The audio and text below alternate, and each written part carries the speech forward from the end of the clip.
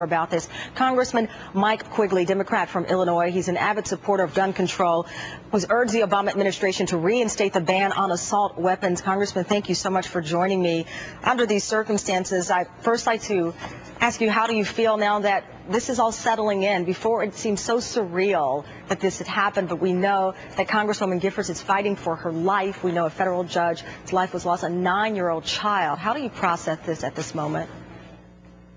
Well, thank you for having me, and you're right. It's a shocking situation, and it takes a while to sink in.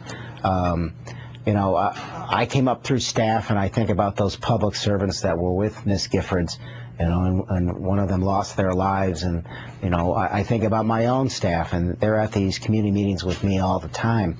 I'm sure their families feel just as concerned about them as anyone is showing concern for members of Congress. Are you worried about your safety? I don't think I've ever worried about my safety. Obviously, I think it's shaken up my family a little more than me. I think most members recognize there's always a degree of risk.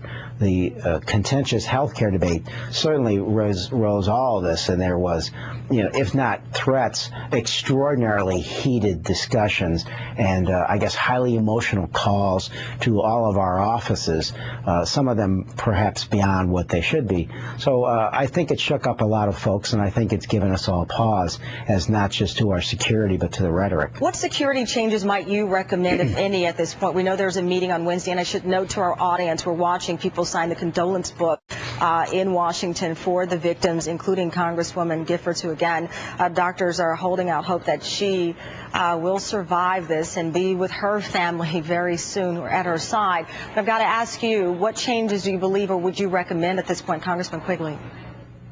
I just don't see that there's much they can do. The 435 members, as you say, are constantly in motion.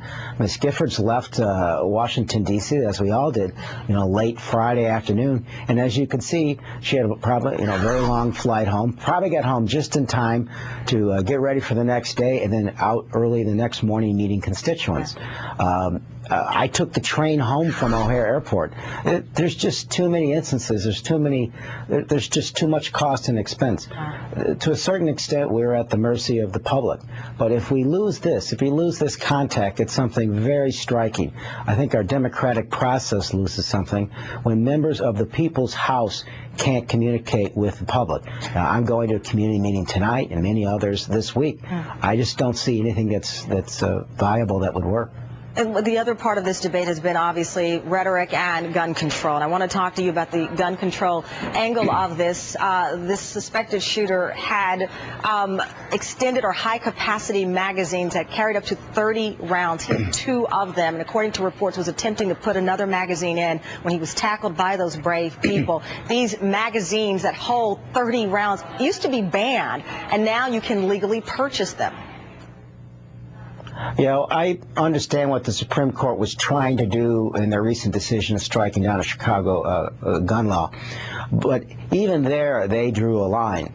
There's a difference between protecting your home, your family, and your business, and hunters and sportsmen's rights to have guns. But when you have a high-volume magazine or an assault weapon, or as we see, they used to have armor-piercing bullets. You're not hunting deer or protecting your home. You're hunting people, and this isn't reasonable, and we have a right to protect ourselves from such dangers. Will you use this incident, if you will, to bring up new legislation to carry on the fight to perhaps get these out of hands, these high-capacity magazines, if nothing else, out of the hands of people?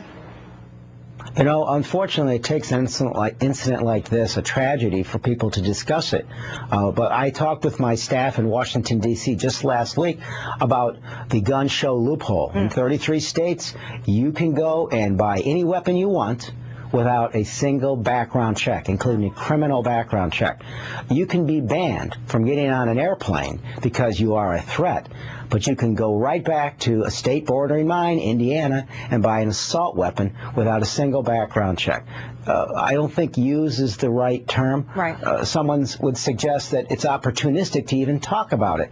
But my response to that is, well, do we have to wait a certain period of time after every tragedy? After Columbine, after Virginia Tech, Northern Illinois, the Pentagon shooting, Right. Fort Hood, Right. The Holocaust Museum. You could go on and on. And oh, by the way, in my hometown of Chicago, there's a tragedy like this just about every weekend.